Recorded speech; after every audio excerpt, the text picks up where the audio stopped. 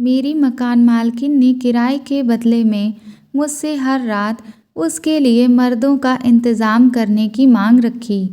धीरे धीरे उसकी मांग बढ़ने लगी, जो बढ़कर 10 मर्दों तक पहुंच गई। मुझे इच्छा जागी कि मकान मालकिन अकेली 10 मर्दों के साथ कैसे। एक दिन मैंने कमरे में छुपकर देखा तो होश उड़ गए, क्योंकि मकान मालकिन के साथ वो मर्द उसके शरीर के हर कोने को। मेरा नाम अभिषेक है। मैं 22 साल का स्मार्ट और हैंडसम लड़का हूँ। मैं एक गरीब परिवार से आता हूँ, इसलिए अपने माता पिता के सपनों को पूरा करने के लिए मैंने पढ़ाई में खूब मेहनत की, ताकि अच्छी नौकरी पा सकूं और उन्हें वो हर सुख सुविधा दूं जो उन्हें कभी नहीं मिली। नौकरी की तलाश में मैं दूसरे शहर चला आया, जहां मुझे ठीक ठाक सैलरी पर नौकरी मिल गई। लेकिन अब सबसे बड़ी मुश्किल थी किराए का कमरा ढूंढने की, जो मेरे लिए उस शहर में बहुत मुश्किल हो रहा था, क्योंकि कमरों का किराया बहुत हाई फाई था। मेरी आधी सैलरी तो किराए में ही चली जाती। मेरे बात करने का अंदाज ऐसा था कि बहुत जल्दी सामने वाले से दोस्ती हो जाती थी। इसीलिए ऑफिस में भी कई लोगों से दोस्ती हो गई। वो सब मुझसे कहने लगे कि अगर उनके फ्लैट में जगह होती तो वो मुझे खुशी खुशी अपने साथ रख लेते। लेकिन वो लोग पहले से ही यह नौकरी कर रहे थे, इसलिए उनके कमरे में जगह नहीं थी। मेरा उस शहर में रह पाना मुश्किल होता जा रहा था, क्योंकि मैं होटल में रुका हुआ था, जिसका रेंट बहुत ज़्यादा था। मैं बहुत निराश हो गया था, लेकिन मुझे अपने बजट का कमरा मिल ही नहीं रहा था। आज शाम मैं फिर कमरा ढूंढने निकल पड़ा।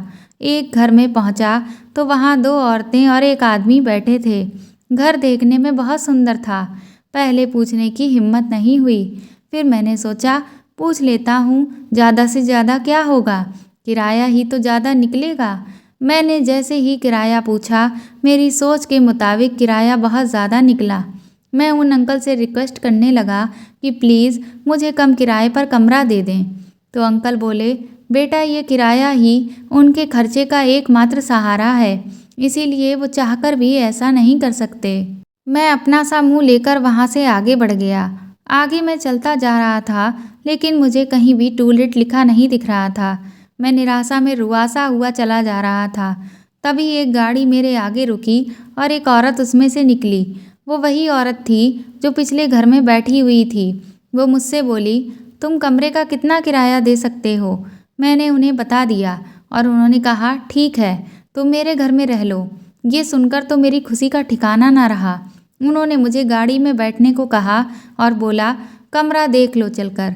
मैं तो मन में यही सोच रहा था कि इतने कम किराए में भी यह मान गई।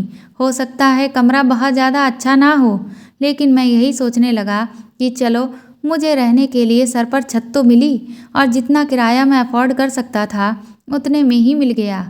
अब चाहे कमरा कैसा भी हो, मैं रह लूँगा। जब मैं उनके घर के सामने पहुँचा तो दंग रह गया। घर तो बहुत ही सुंदर बना हुआ था, और अंदर जाकर जब मैंने अपना कमरा देखा तो वह भी बहुत ही गजब का था। कमरे में बालकनी भी थी। मैं तो यह देखकर बहुत ही ज़्यादा खुश हो गया, और ना जाने कितनी बार मैंने उस औरत को धन्यवाद कहा। वह औरत मुझसे मुस्कुरा कर बोली कि मैंने तुम्हें यह कमरा इतने कम किराए पर इसलिए दिया है क्योंकि मैं इस घर में अकेली रहती हूँ, और तुम मुझे अच्छे घर के लड़के लगे, तो कम किराए के बदले में तुम मेरे छोटे मोटे काम कर दिया करना। मैंने तुरंत ही खुशी खुशी हाँ बोल दिया। मैंने कहा, आप जो भी काम हो मुझे बता दिया करना, मैं आराम से कर दूँगा, आप उसकी फ़िक्र बिल्कुल भी ना करें।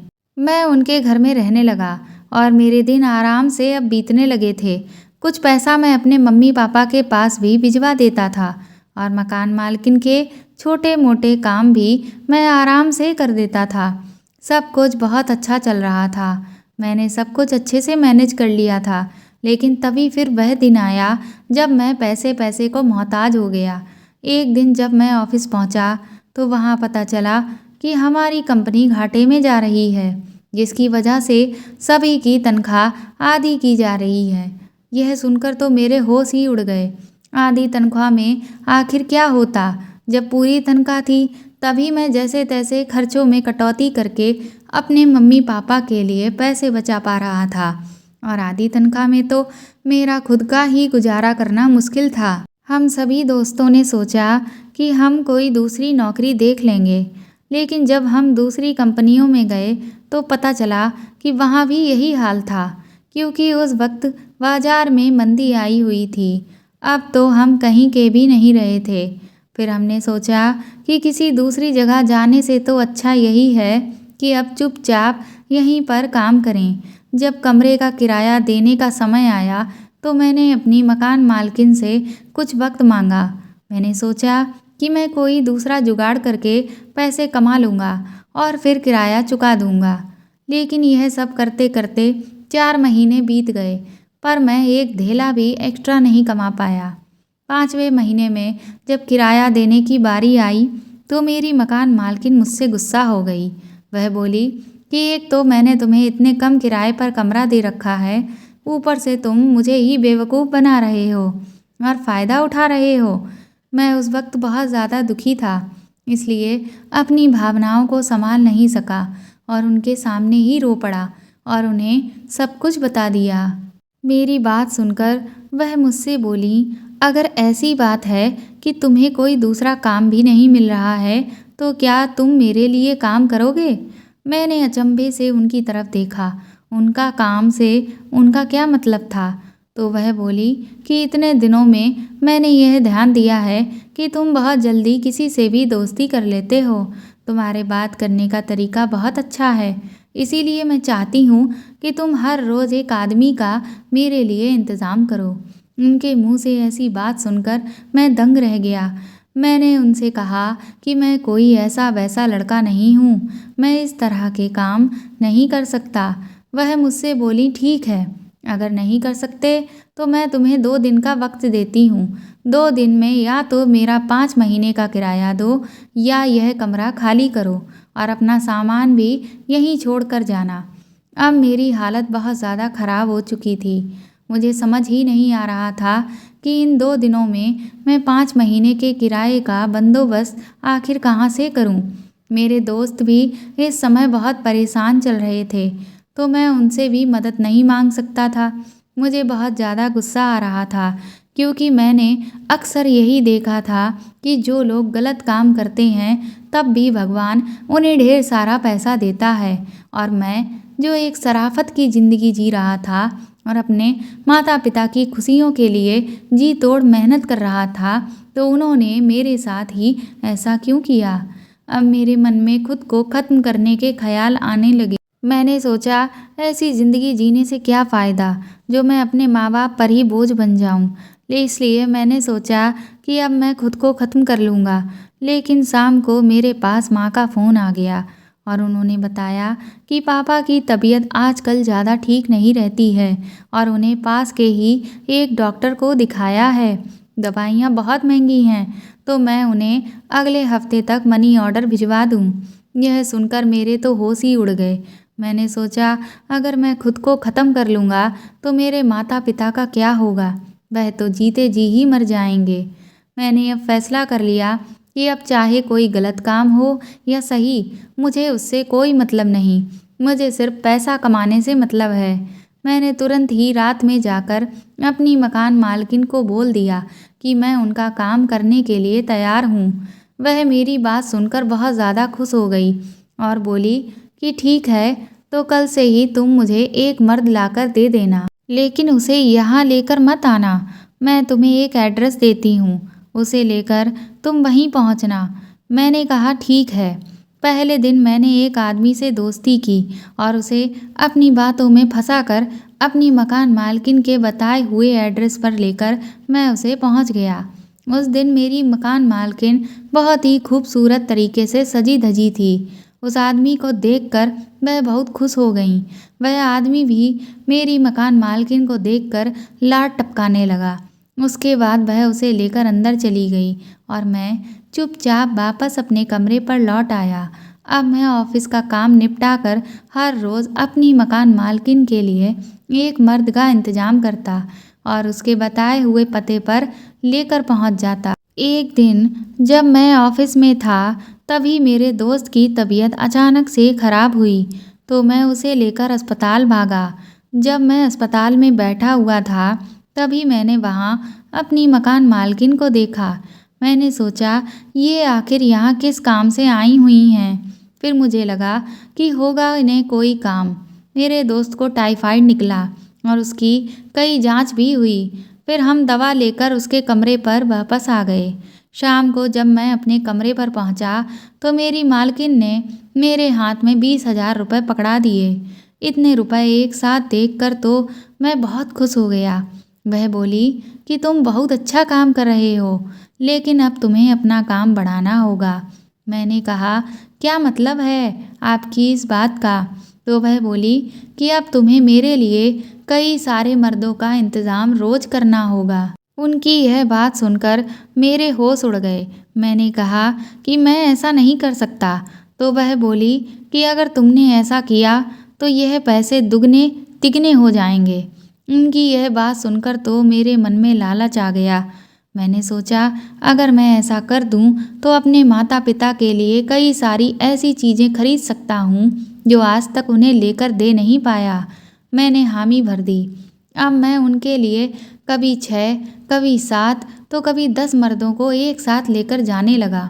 लेकिन मैं बहुत ही अचंभित होता कि वह एक साथ इतने मर्दों के साथ आखिर कैसे कर लेती हैं।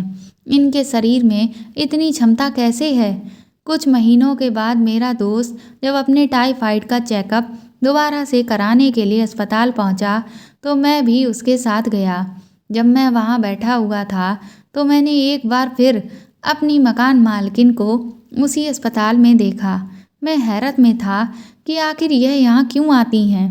पहले मैंने सोचा कि मैं जाकर चेक करूं, लेकिन तब तक मेरा दोस्त रिपोर्ट लेकर आ गया और उसने मुझे साथ चलने को कहा। मैं उसके सामने कुछ भी जाहिर नहीं करना चाहता था, इसीलिए चुपचाप उसके साथ वापस चला गया। मकान मालकिन का काम करने के कारण अब मैं बहुत अच्छी ज़िंदगी जी रहा था, क्योंकि अब मेरे पास रुपए पैसों की कोई भी कमी नहीं थी। ये देखकर मेरे दोस्त मुझसे कहने लगे कि तेरे हाथ में क्या खजाना लग गया है। तनख्वाह तो तुझे भी हमारे जितनी ही मिलती है, फिर तू इतनी ऐश की ज़िंदगी कैसे जी रहा है। पहले तो मैंने बहुत बहाना बनाया, लेकिन फिर मेरा एक दोस्त मेरे पीछे ही पड़ गया और वह बोला कि तू मुझसे ज़रूर कुछ छुपा रहा है। मैं तेरा जिगरी दोस्त हूँ, क्या तू मुझे नहीं बताएगा? देख, मैं भी इस समय बहुत परेशान हूँ। मुझे भी पैसों की सख्त ज़रूरत है, क्योंकि मेरी बहन की शादी होने वाली है, जिसके लिए बहुत सारे पैसों का इंतज़ाम करना है। उसकी बात सुनकर मैं थोड़ा भावुक हो गया। मुझे पता था कि मेरी मालकिन जिन भी मर्दों को अपनी इच्छा पूर्ति के लिए बुलाती है वह उन्हें भी पैसे देती है। तो मैंने अपने दोस्त को सब कुछ बता दिया और उससे कहा कि अगर तू यह सब करने को तैयार हो जाता है तो तेरी भी अच्छी कमाई हो जाएगी। मेरी बात सुनकर वह बोला, यार इसकी जगह ऐसा नहीं हो सकता कि मैं भी तेरी तरह ही उसके लिए मर्दों का इंतज़ाम करने लगूं। तो मैंने कहा ठीक है, मैं यह बात अपनी मकान मालकिन से पूछ कर देखता हूँ। जब मैंने अपनी मकान मालकिन को ये बात बताई तो वह मुझसे गुस्सा हो गई। उन्होंने कहा कि तुमने मेरा भरोसा तोड़ा है, तुमने ये बात किसी दूसरे इंसान को क्यों बताई? मैंने कहा वह मेरा दोस्त है और वह बहुत मजबूर है, इसीलिए मुझे बताना पड़ा।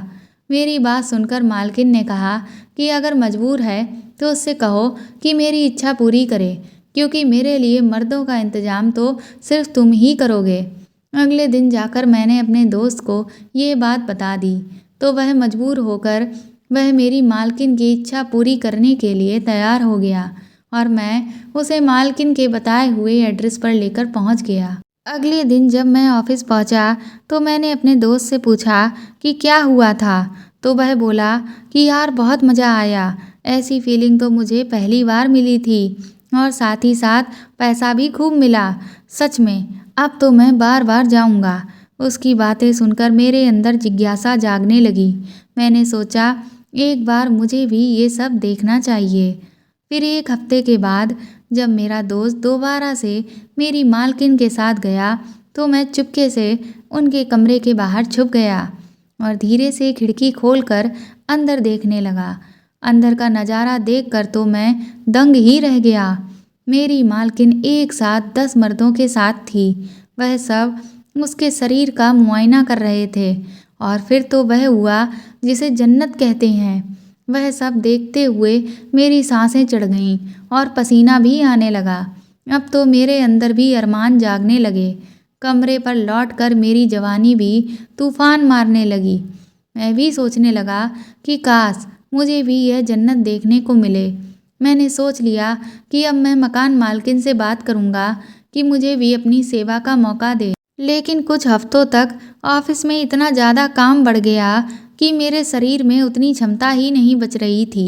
इसलिए मुझे कुछ दिनों का इंतज़ार करना पड़ा। धीरे धीरे करके ऐसे 2 महीने बीत गए।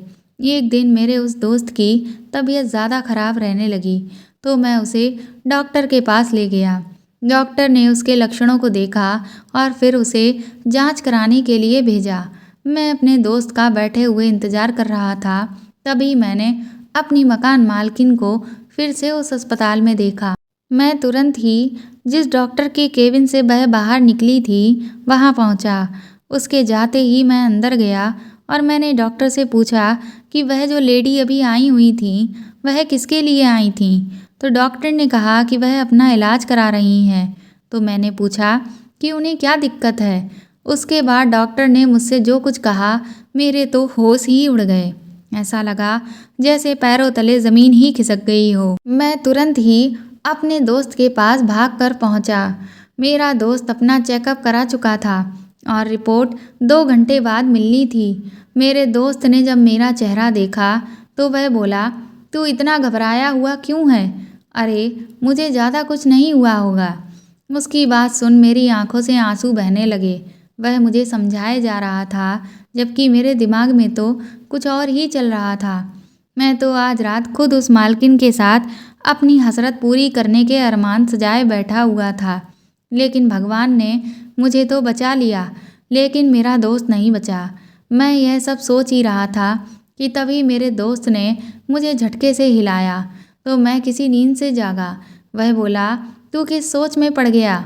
मैंने रोते रोते उसे सब कुछ बता दिया। मेरी बात सुनकर उसके भी हाथ पैर ढीले पड़ गए और वह अपना सर पकड़कर बैठ गया। 2 घंटे बाद जब रिपोर्ट आई तो वही हुआ जिसका हमें डर था। हम बिना समय गंवाए पुलिस के पास पहुंचे और पुलिस को सारी बातें बता दी।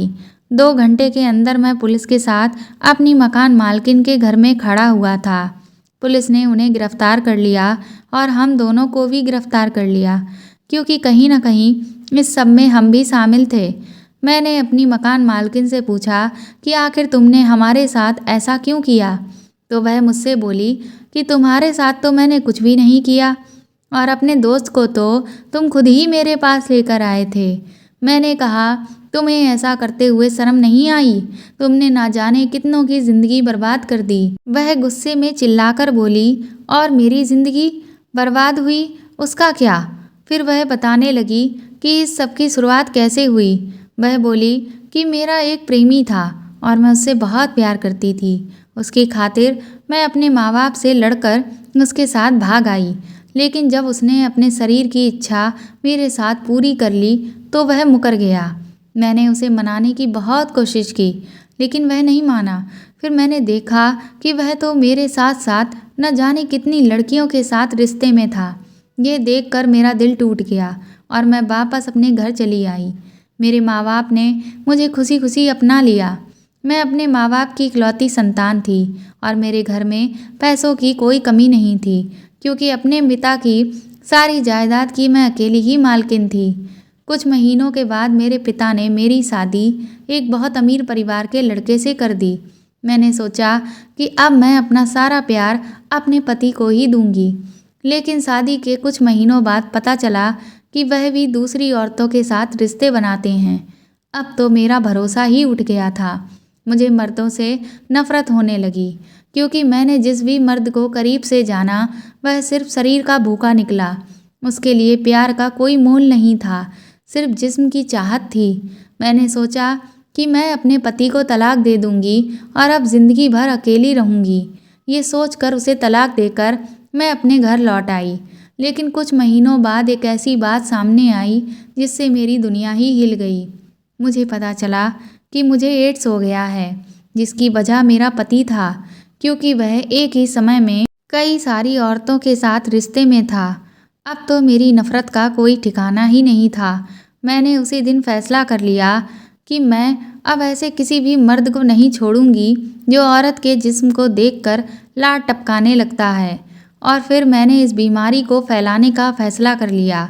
तुम्हारे साथ मैंने यह सब इसलिए नहीं किया क्योंकि मैंने तुम्हारे अंदर एक अच्छा इंसान देखा, ना कि औरत के जिस्म का भूखा जानवर। मैं इतने समय से ज़िंदा इसीलिए हूँ क्योंकि मुझे समय से इस बीमारी का पता चल गया था और मैं अपना अच्छे से अच्छा इलाज करा रही थी, क्योंकि मैं ज़्यादा से ज़्यादा लोगों को अपना शिकार बनाना चाहती थी। मुझे पता है कि मैं ज़िंदा नहीं बचूंगी, लेकिन मुझे अपने किए का कोई अफसोस नहीं है। मेरे दोस्त की हालत बहुत बुरी थी और मैं भी मन ही मन में बहुत पछता रहा था। मैंने सोचा लालच के चक्कर में मैंने अपने ही दोस्त को मौत के मुंह में झोंक दिया। तो दोस्तों, आपको मेरी ये कहानी कैसी लगी कमेंट करके ज़रूर बताएं और प्लीज़ मेरी इस कहानी को ज़्यादा से ज़्यादा शेयर और लाइक करें। और अगर आप मेरे चैनल पर नए हैं तो सब्सक्राइब करके बेल आइकन ज़रूर दबा दें, ताकि मैं ऐसी ही अच्छी कहानियाँ आपको आगे भी सुनाती रहूँ। Thank you.